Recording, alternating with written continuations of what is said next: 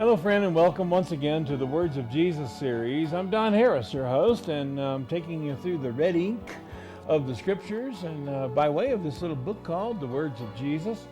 It's just a handy little book that takes us through everything that Jesus said, and I think that it's important that we know those kind of things. If you're going to think red ink, you're going to have to hear red ink, and you're going to have to understand the tenor of what Jesus had to say. Soon it'll become apparent to you what kind of character he had and how he was thinking, what he thought was important, what he thought was not important. The warnings that he gave, man, I mean, this is just a treasure trove, and I've never really understood why it wasn't more important to people than it is. We are in chapter 12 now. Now this is a compilation of Matthew 9, Mark 2, and Luke 5. You'll find that this story appears in these three Gospels. And from these three Gospels, this story was combined into what we're reading today. I realize that anytime you combine scriptures, there are certain words or phrases and such that are left out. And I encourage people, go to your scriptures and read these. That's why I try to give you these references on these chapters. And if you have an interest in learning what the scriptures actually say, I'm not a stickler about, we all have to read the King James, or I happen to like it. It's my Bible. It's the one that I read when I read the Bible. And I encourage people to do so for a lot of different reasons. One of the reasons is just as crass and perhaps as fleshly and as secular as it can be. And that is that people were just smarter back then. People had the ability of expressing themselves. Wycliffe was a hugely intelligent man. And he was directly involved in a lot of what we read in the King James Bible, and one of the reasons why the language is so beautiful. But I encourage you to learn to read the King James. I think you'll be pleasantly surprised. It's like, the difference in me telling you to, watch some famous movie. Can't think of one right now. What a wonderful movie that is. Or reading Shakespeare. They're absolutely incomparable. Absolutely incomparable. But you're never going to get that across to somebody who doesn't want to read, and they'd rather sit on the couch and eat potato chips and watch a movie. All right, this is chapter 12. Jesus heals a paralytic. Soon thereafter, Jesus was back at Capernaum. Word spread that he was there, and great multitudes came to be taught and to receive favors at his hands. One day, he was teaching. There was brought to him a paralytic carried by 4 men. So great was the press of the people, the bearers of the bed were unable to enter the doors of the house where Jesus was speaking. Accordingly, they climbed up with their burden, which was their friend, the paralytic friend, onto the roof and made a hole and lowered the pallet and the paralytic into the midst of the group around Jesus. When he saw this display of faith, Jesus said to the paralyzed man, "Be of good cheer, thy sins be forgiven thee." A couple of things are very interesting about this. One of them is that if this had happened today, they would have had to have gone through asphalt shingles and 3/4 inch plywood sheathing and wiggled him down through rafters and then went through sheetrock. It's hard for us to really imagine the kind of home conditions that these people lived in, but these roofs were thatched roofs and roofs that were essentially replaced every year or so because of they would dry out and rot and blow away or whatever else would happen to their roofs because the houses were crude. And they were able to make a hole in this roof. So here we have these 4 men that evidently loved this this poor man who was paralyzed. Now, you tell me, what in the world was on Jesus' mind when he saw, they evidently heard all the noise up top while he's down there trying to teach. He's thinking, what's going on up there? And directly, the sunshine comes through, and they're thinking, what in the world? And then all of a sudden, this cot that had 4 men and 4 ropes tied to it was being let down in front of Jesus, where he was sitting in this room and teaching these people.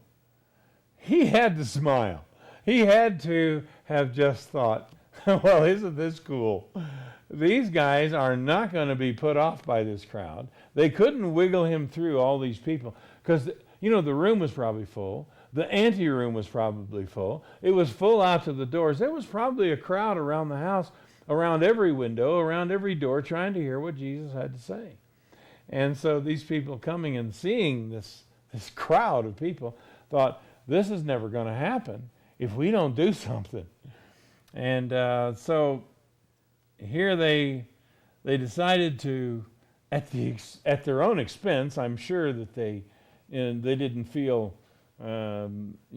free to tear up the roof of somebody else's home, but they made this hole. They let this man down.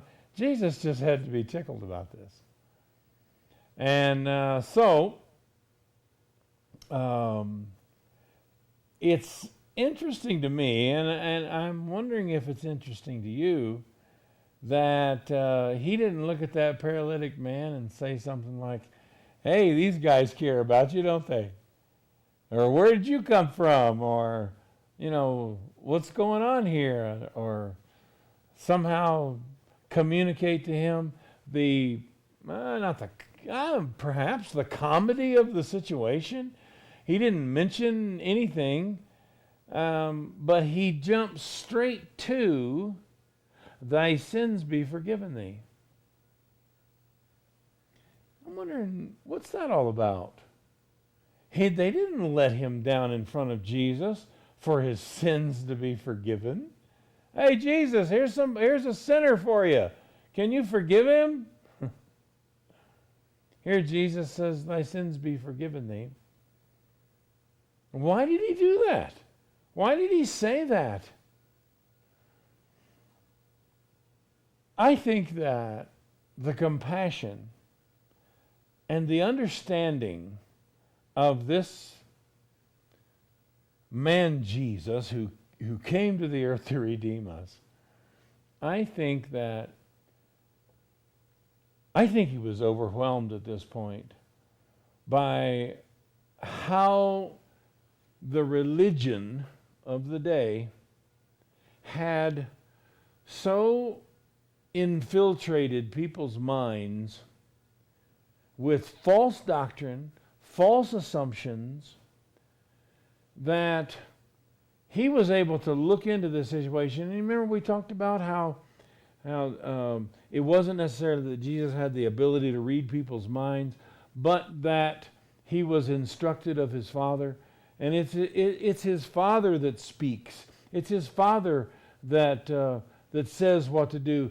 And Jesus even said, it's my Father that doeth the works.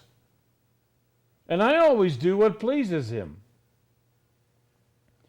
I can't help but believe that the Father has spoken to Jesus about this person coming through the ceiling and saying, this pitiful man is paralyzed, and he's been told his whole life that it's his fault.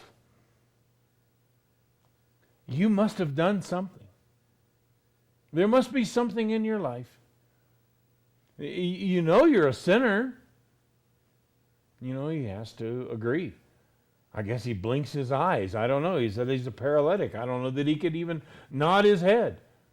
He couldn't even argue the point with his detractors and say, well, that's not so.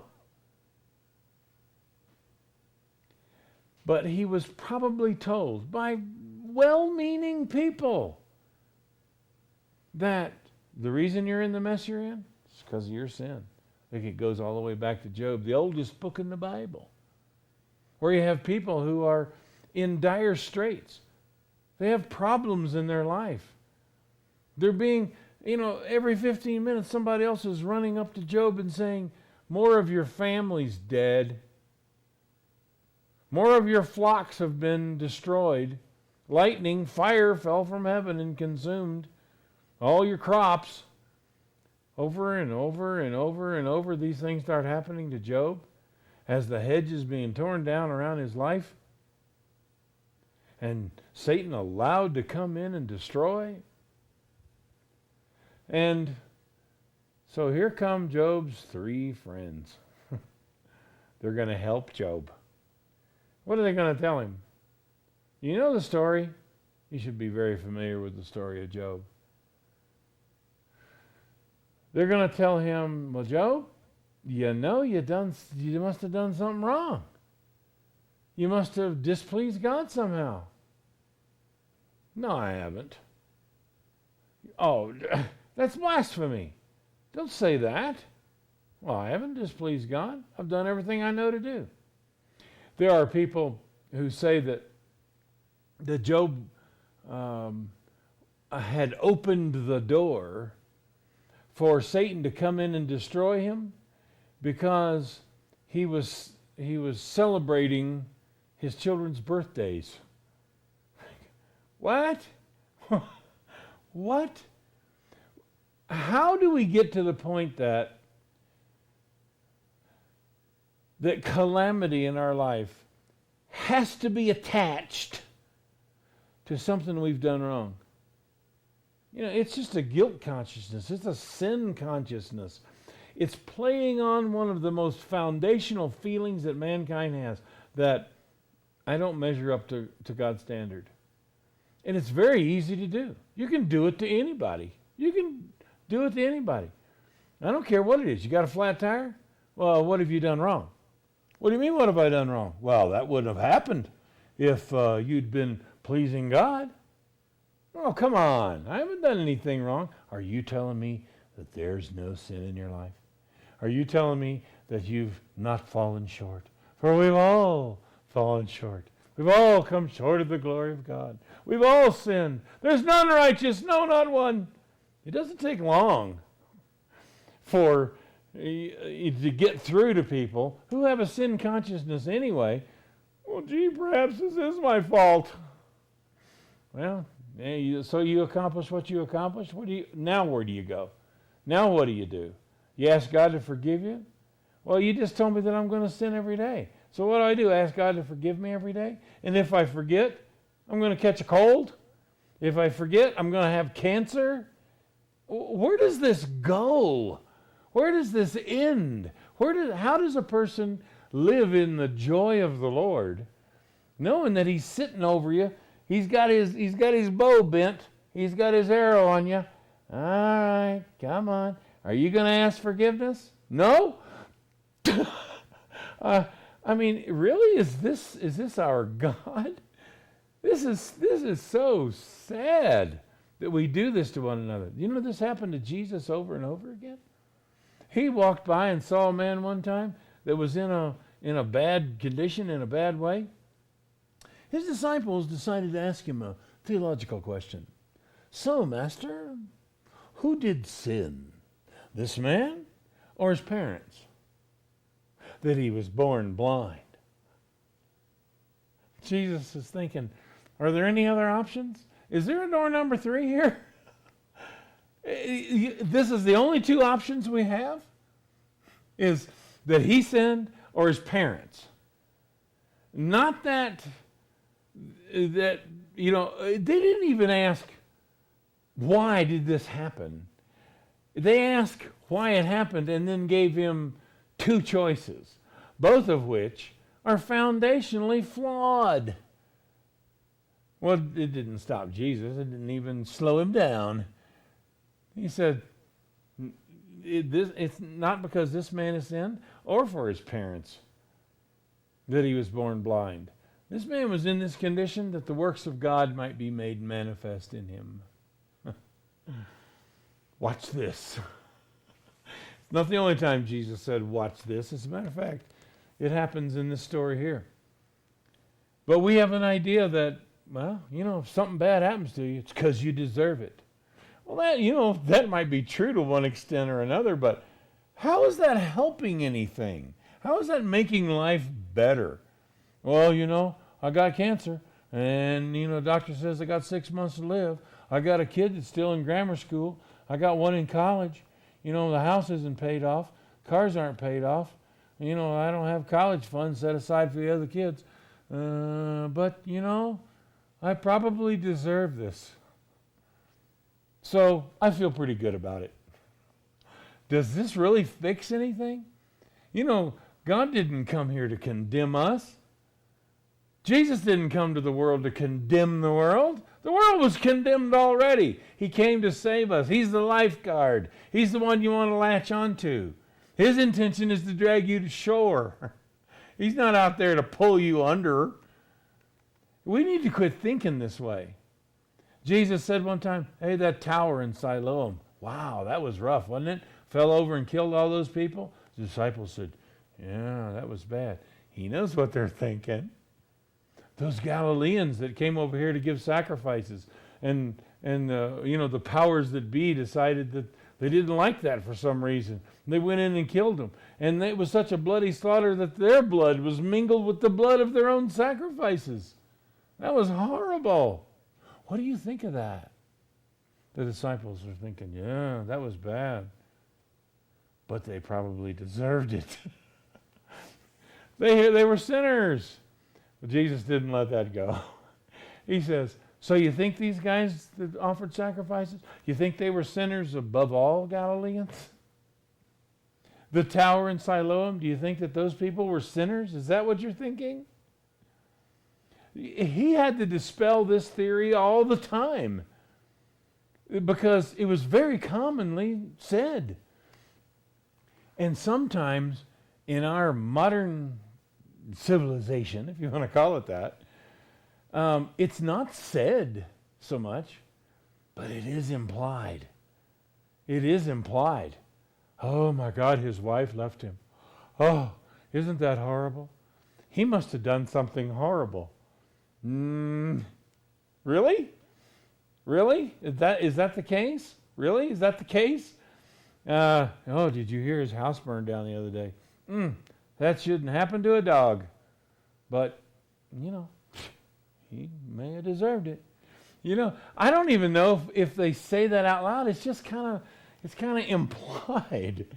This is a horrible way to live. We need to quit doing that. You know what we need to say? That guy's wife left him the other day. Maybe we need to go by and make sure he's got everything he needs. You ever think of that? That person's house burned down the other day. You think they've got a place to sleep? Maybe we ought to offer him our guest room, our little cottage out back. Maybe we ought to help him. Does that ever occur to anybody? No, we just want to fix blame. We don't want to fix the problem. We want to fix blame. We are so pitiful. I wonder sometimes when I go to thinking about things like this and see the common reactions of other people and see, what they're thinking and so I'm thinking, why doesn't God just wipe us off the face of the earth and start over? There's nothing salvageable here. These people hate each other. They're always looking for problems in people's lives, looking for sin and looking for reasons to blame them. You know what I love about Job? Job says, I haven't sinned and you're not going to get me to confess the sins that I haven't committed. I'm not going to do it. You might do that to other people, but you're not going to do that to me. Miserable comforters ye are. You're all physicians of no value. I like Job.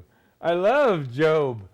His attitude was, I don't care what, you're blaspheming God.